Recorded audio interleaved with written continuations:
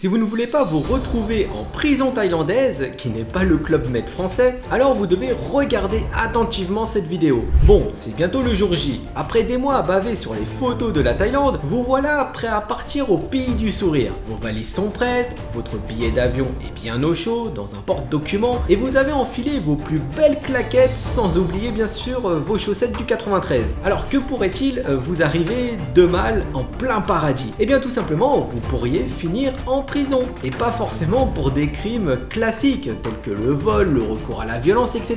Non, non, en Thaïlande, un mot mal placé peut vous envoyer en prison pour 50 ans. Et croyez-moi, je ne plaisante pas. Attention, attention, si vous ne voulez pas juste visiter la Thaïlande, mais la vivre à la sauce locale, alors vous êtes au bon endroit. Recevez gratuitement votre exemplaire du livre Thaïlande sans limite. C'est plus de 100 pages bourrées d'astuces et de conseils sur la culture, la finance, l'immobilier, les visas, l'emploi en Thaïlande, mais aussi les business en ligne. C'est gratuit, c'est fun et ça ne pique pas. C'est-à-dire que ça se digère comme un pad thaï. Le lien est dans la description. Bon, vous le savez autant que moi, ce n'est plus un secret, mais les Français ont la réputation d'aimer se plaindre. On gueule sur la météo, on hurle sur les embouteillages, mais je pense que notre punching ball préféré reste de loin le président de la République. Oh, mais il est nul, qu'est-ce qu'il raconte encore ce président, c'est vraiment de la MERDE.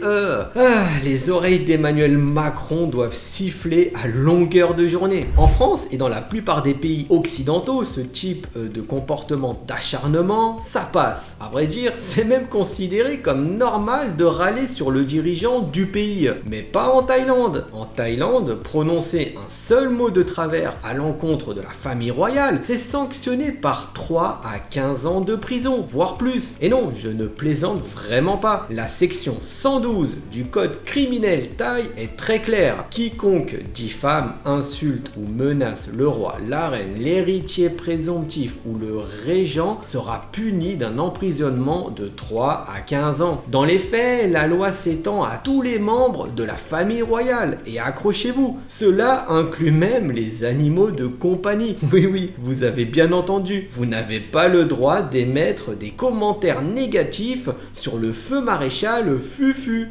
Pour info, c'était le caniche du roi. Et là, je vous vois venir. Oui, mais personne n'en saura rien. Eh ben non, c'est une grossière erreur de penser ça. Vous devez savoir que les Thaïlandais font preuve d'une dévotion exceptionnelle à l'égard de leur souverain. Limite, ils le considèrent comme un dieu. Du coup, il suffit qu'ils entendent une parole inappropriée pour remplir immédiatement un rapport. Et le truc, c'est que la police enquête sur tout, et je dis bien toutes, les plaintes de lèse-majesté. Et le pire, c'est que ça va bien plus loin que ça. Normalement, en Thaïlande, c'est à la police de prouver que vous êtes coupable avant de procéder à votre arrestation. Eh bien, pas pour les crimes relevant de la section 112 du code criminel thaïlandais. Si vous êtes dénoncé comme étant un ennemi du trône, c'est à vous de prouver que vous êtes innocent. Et attention, vous pouvez le faire devant une cellule, vu que la police a le droit de vous détenir pendant 3 mois. En Thaïlande, on ne badine pas avec la famille royale. Vraiment, n'allez pas jouer à Robespierre ou à Gavroche, ça ne peut que mal finir. La preuve, en 2023, Mongton Tirakot, un jeune homme de 30 ans, a été condamné à 50 ans de prison suite à des messages Facebook où il fulminait contre la monarchie. Entre le 2 et le 11 mai 2021, Mongton a enchaîné les mauvaises décisions. Il a posté des messages traitant de l'image du roi. Il a fait suivre à ses followers des documents étrangers contestant les agissements du roi actuel, Sa Majesté Vajiralongkorn. Et puis il a publié des posts dissidents sur Sa Majesté Bhumibol, le prédécesseur du régnant actuel. Et là, la chute de Mongton a été vertigineuse.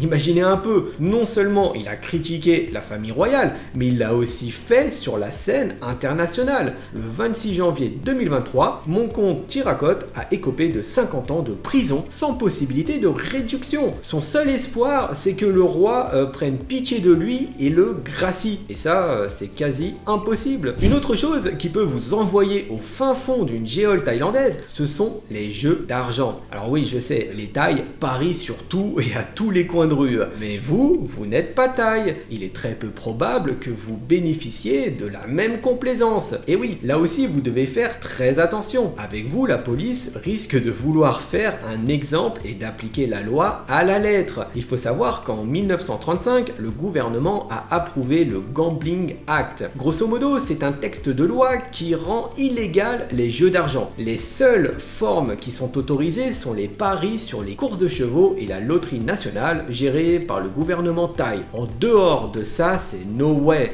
Je précise que ça s'applique aussi aux sites de jeux en ligne. Donc si vous êtes accro au casino en ligne ou que vous aimez parier sur les matchs du Barça, ne le faites pas en Thaïlande. D'ailleurs, il y a une autre forme de distraction qui est tout aussi bannie. En Thaïlande, il y a ce qu'on appelle le Playing Card Act. Entré en vigueur en 1943, cette loi interdit plus de 120 jeux de cartes, le poker, le bridge, etc. À partir du moment où il faut battre et distribuer des cartes, c'est non. Et ça, même quand il n'y a pas forcément d'argent en jeu. En 2016, un groupe de 32 touristes a été arrêté à Pattaya. Leur crime, c'est qu'ils jouaient au bridge. Et pour ces jeux apparemment innocents, ils risquent jusqu'à 10 ans de prison. Ah oui, la Thaïlande a des punitions extrêmement dures. Ce n'est pas comme en France où il est possible de s'en sortir avec une petite amende pour coups et blessures. Ici, les policiers thaïlandais sont les dernières personnes que vous auriez envie de croiser. Alors pour tout ce qui est trait au jeu, vous risquez de 6 mois à 5 ans de prison. Maintenant, en fonction des circonstances, ça peut aller plus haut. Et attendez-vous aussi à régler une amende allant de 10 000 à 100 000 bahts. En euros, ça représente 250 à 2500 euros. Et pour le troisième élément qui vous fera atterrir en prison sans passer par la case départ, je pense que vous en avez déjà sûrement entendu parler. L'année passée, une Française a passé 5 jours en prison pour avoir vapoté sur une plage thaïlandaise. Son histoire illustre clairement une chose à ne pas faire en Thaïlande, utiliser la cigarette électronique. Et oui, il faut savoir une chose improbable, c'est que l'e-cigarette est illégale en Thaïlande, aussi bien dans les espaces publics que privés. Vous n'avez tout simplement pas le droit de vapoter. Si vous êtes pris sur le fait, vous devrez régler une amende de 30 000 bahts, c'est-à-dire environ 750 euros. Alors sur les plages, la note peut même monter à 100 000 bahts, soit 2500 euros. Et pire, vous pourriez même faire 10 ans en prison. J'insiste dessus, nul n'est censé ignorer la loi. Ce n'est pas parce que vous avez le droit de vapoter en France que c'est aussi valable en Thaïlande. Ça va vous sembler injuste, méchant, mais la loi, c'est la loi et vous êtes tenu de la respecter. L'article 20 de la loi douanière interdit l'importation de cigarettes électroniques. En français facile, cela veut dire que vous ne devez pas en glisser dans votre sac. Et l'article 42 bannit l'utilisation des vapoteurs. Bref, en Thaïlande, restez loin des cigarettes électroniques. Autre chose à faire avec attention, c'est de boire une bière en terrasse. Encore une fois, je ne blague pas. La Thaïlande a la réputation d'être un pays de fête. Et ça, c'est vrai. Si vous aimez la musique et la boisson, eh bien, vous trouverez toujours quelqu'un prêt à lever le coude avec vous. Toutefois, techniquement, la vente et la consommation sont très régulées. Par exemple, vous n'avez pas le droit d'acheter de l'alcool de 14h à 17h et de minuit jusqu'à 11h. Bien sûr, certains lieux tels que les discothèques ou les bars possèdent des exemptions. Mais dans les quartiers et les petits magasins, attention, ce n'est pas aussi légal de boire dans les parcs, les écoles publiques ou à côté des bâtiments officiels. Ce n'est pas en Thaïlande que vous boirez une brune en regardant des demoiselles se balader dans les allées. L'alcool est cantonné à des endroits précis.